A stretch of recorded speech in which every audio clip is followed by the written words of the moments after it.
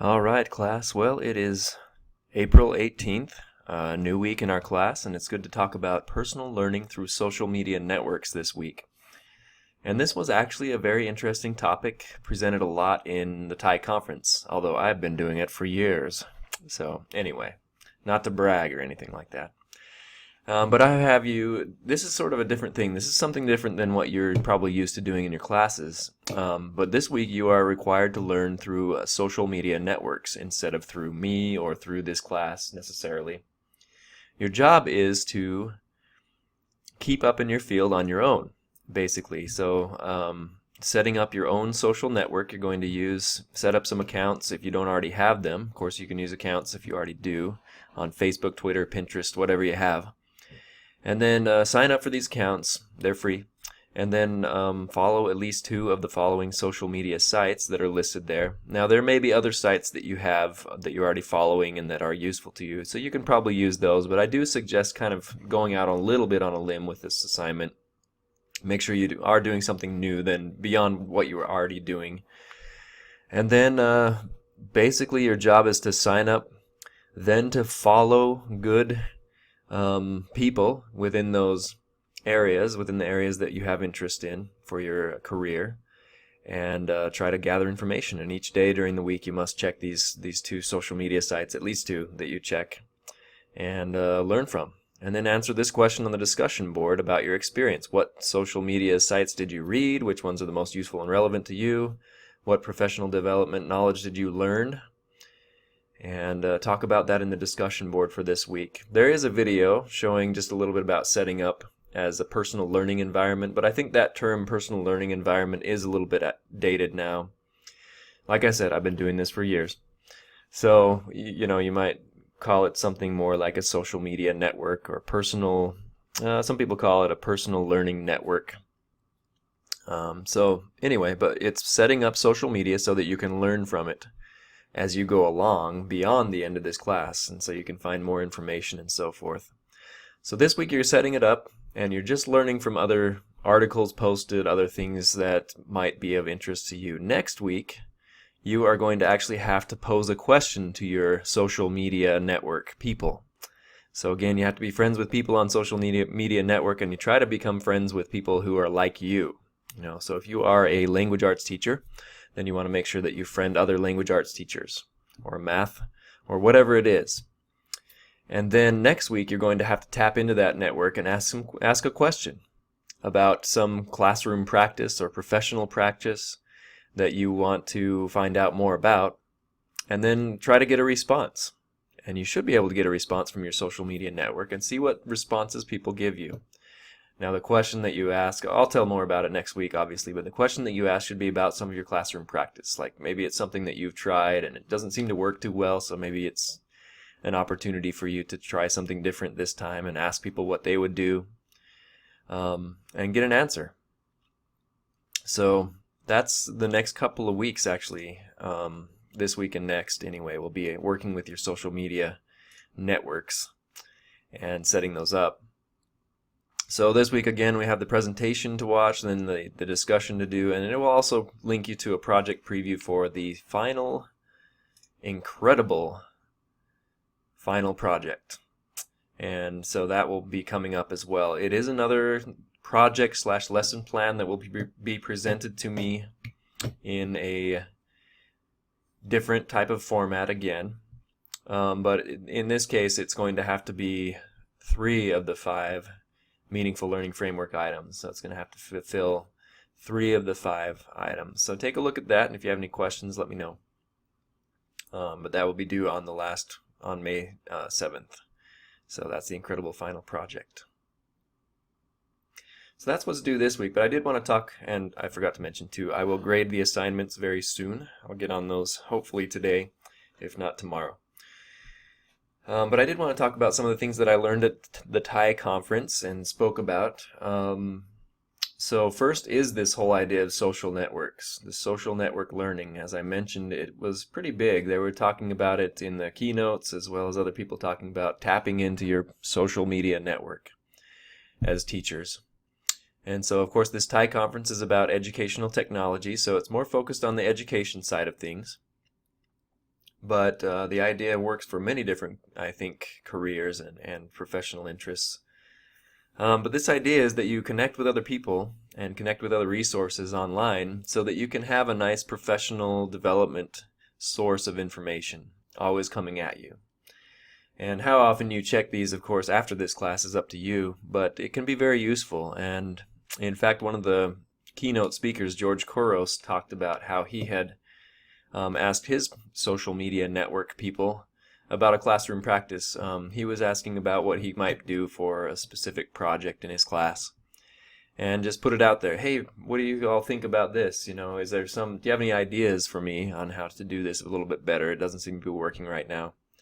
And he got these amazing ideas from his social media network and was able to implement those into his classroom, and really came out with a great project that students were able to complete.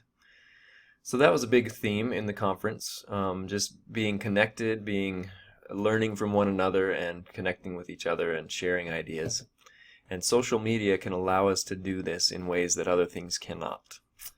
And so a lot of times I think as teachers we feel like we're stuck, kind of isolated from other people, but we can share a lot of ideas in social media. The next big theme for sure was the maker spaces. This was a big movement, is maker spaces. If you don't know about it yet, you should. It's where students come together to a space, usually in the library maybe, where students are just given time to create, to try to make something work. And whether that's a computer thing or a cardboard creation or a robot or a Legos or whatever it is, they're given time to try to create, to become sort of an engineer and make something. And this was a very big, I think, theme throughout the whole TIE conference, this whole idea of maker spaces. And a good resource for this is actually the site called Make, I believe. Let me see if I can pull it up here. Yeah, Make, DIY projects, do-it-yourself projects, and ideas for makers. And so they have a bunch of, the makezine.com is where I'm going, I guess. But anyway, they have a bunch of types of projects that students might create. But I think there's a lot of value in this whole idea of creating something. You learn science, you learn math, you learn language arts, you learn a whole bunch of things while you're creating things. And so take a look at that. Make sure you know about this movement if you don't already. It's a pretty interesting movement. I guess the idea here is that we're trying to make the next Steve Jobs, the next amazingly creative individual who can build and create and start a business and do all kinds of creative things. And we're trying to not stifle, but instead encourage creativity with this whole maker movement. So that's a pretty common one. And one thing that's connected to that I am involved in is Digital Media Camp. And it's at dmcamp.tumblr.com is the address up here if you want more information about this camp. But this year we're running a camp in May where students come in and they create audio projects, video projects, and other types of creative projects. And this year I think we'll include some elements of maker spaces. We'll have some things that they can build. And so if you know anyone who might be interested in this, it's for 4th through 6th grade this year. So I'm going 4th through 6th graders are able to sign up and be a part of that. It's a $30 registration fee. I use that to help pay my students who help out in the camp. So that's one thing to be aware of. And again, students are there. They are able to make. And there are actually some sample projects on this very page. I'm one of the actors in this one. And so you can watch some of the projects that they've created in past digital media camps.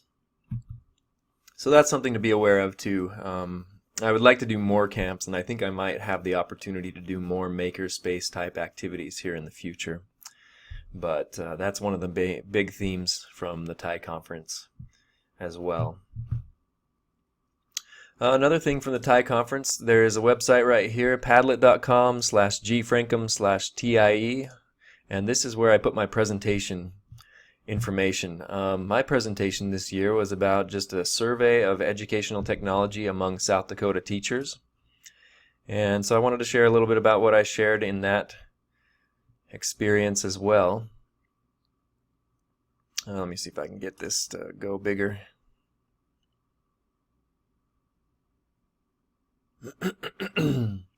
So I did a survey of, well, I sent it out to 12,000 teachers in the state.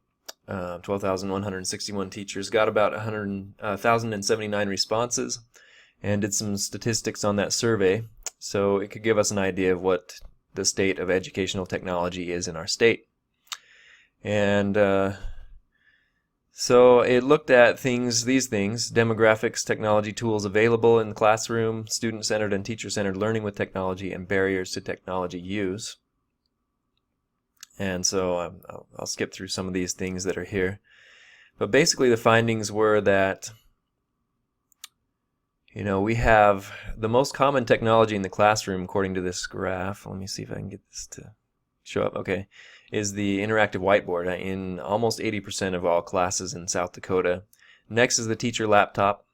Over 70% of classrooms have that, and then a classroom projector. So which would often be coupled with the interactive whiteboard. And right here, the most common technology available in school but not in the classroom is the paper printer, and that's a very common one for teachers to report, is that they have to go down the hall to find a paper printer and so forth. So for this study, what I did was I differentiated small districts versus large districts. Small districts had fewer than 1,500 students, large districts had 1,500 or more. And what I found was that they are the technology that's available in the classroom, there was no statistical significant differences between large and small districts. But they are different on technology available in the school, but not always in the classroom. You can find document cameras and classroom clickers more in large districts outside of the classroom. And you can find classroom projectors and tablet computers for all students more available in small districts. And then if you look at one-to-one computing, which is kind of a big deal, you'll find that there are much more one-to-one computing classes in smaller school districts than there are in larger school districts.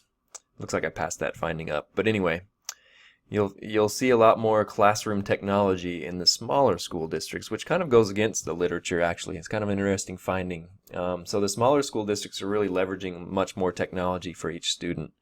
But it makes sense, I think, when you have a smaller number of students, you can purchase that small number of devices to get one-to-one easier than maybe if you have a larger group of students.